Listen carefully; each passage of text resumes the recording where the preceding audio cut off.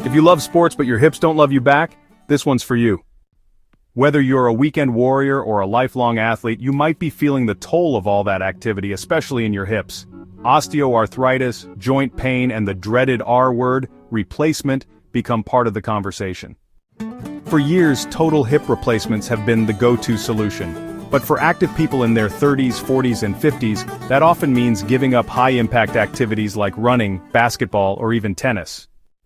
Enter Birmingham hip resurfacing, a surgical technique that's changing the game, literally.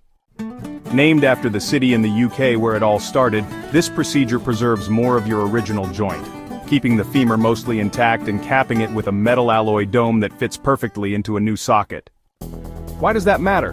Because keeping more of your bone allows for better weight distribution and more natural movement, meaning you can stay active longer. Dr. Robert Barrick at Washington University in St. Louis is one of the leading experts in the US on this technique. In fact, he performed the first Birmingham hip resurfacing here back in 2006. His long-term study followed 224 patients over nearly 15 years, and get this, 93% returned to sports like basketball, running, and tennis. I was dealing with hip pain for years, blamed it on age and heavy tool belts. Then a friend told me about Dr. Barrick. I had the surgery in 2024, and 3 months later, I was back on the ice. I'm squatting, skating, feeling fantastic. I only wish I'd done it 5 years earlier.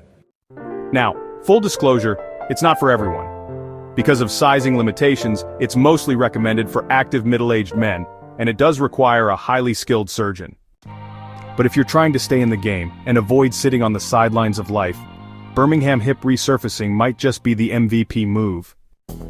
Thanks for watching. If you found this helpful, hit like, subscribe, and share it with someone who's got a passion for sports and a hip that needs a little help.